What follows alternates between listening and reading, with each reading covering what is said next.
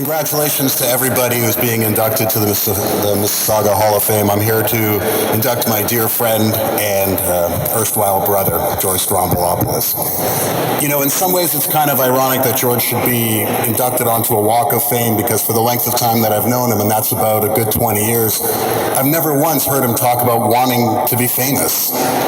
All of his accomplishments, whether the industry ones like the Canadian Screen Awards and the Geminis, of which he's won many, his resume, going to the Hour, George Stroumboulopoulos Tonight, the host of Hockey Night in Canada, which next to the Prime Minister is probably the most important gig in the country, much music, and all through radio, whether it was in the privates or on the CBC. He's done just about every job that a person could aspire to, and never once have I heard him talk about wanting to be famous or even being particularly interested in all the things that people seem to want to do for you when you're famous.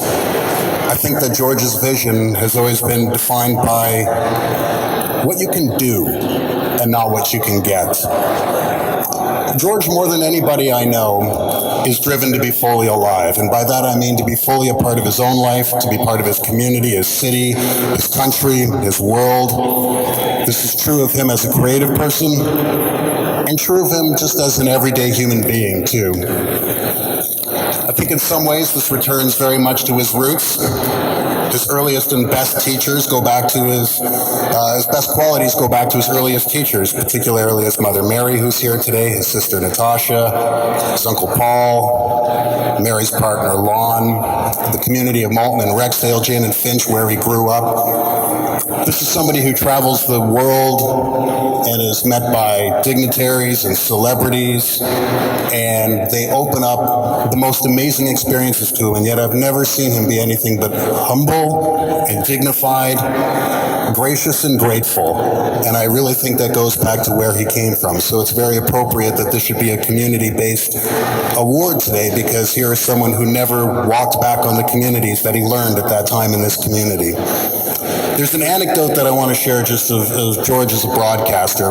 We both went to Washington in the early 2000s. We were both very interested in creating some kind of new news program together. We didn't really know what that was at the time. And eventually it would become The Hour and George Stroumboulopoulos Tonight, which is, in my opinion, one of the most important television shows ever produced in this country.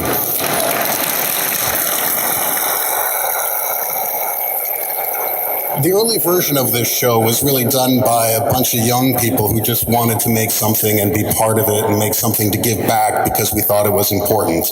So we went down to Washington, and in the shadow of the Capitol Hill and the Lincoln Monument, there was a sense of gravitas in the air, and we were a ragtag bunch of kids down from Canada, and we walked into the offices of Pat Buchanan. Pat Buchanan was a well-known Republican thinker and politician, and really at the time, George, known not much music for having a nose ring and spiky hair, and he wore a chain necklace around his neck. They were strange bedfellows. There's no two ways about it. But we thought it was important to go down and not just necessarily speak to people that you would expect someone like George would communicate with, but every point of view. So we walked into this room, and this handler came and met us, and he said, "Okay, wait right here." And you could kind of feel an odd pall go over the room. About 5 minutes later, another person came in, just looked like this, and then quickly went back out again. We thought, okay, I don't know how this is going to go, but let's just see. But when he finally did sit with Pat, you could tell that he didn't know how this was going to go either. He probably hadn't been interviewed by a guy in his early 30s in a punk rock t-shirt and spiky hair, I'm going to guess ever.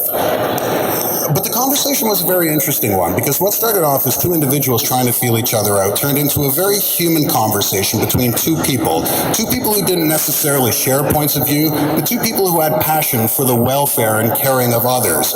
And you could see as time went on, it was an amazing experience for me, because you could see the expectations melt away, as they always do when you're actually confronted with a real human being who just wants to speak to you and listen to your point of view. And I think this is why George became the preeminent interviewer of our time. It's not because he was slick or handsome or telegenic. It's because in that chair, he had the ability to listen to somebody's point of view and be genuinely curious and interested and want them to represent themselves as well as they could. I think that once again goes back to the community and the values and the idea that no matter what job you're doing, if you do it with integrity, people will feel it. As a humanitarian, George has been around the world, whether that's to Pakistan, Zambia, Haiti several times.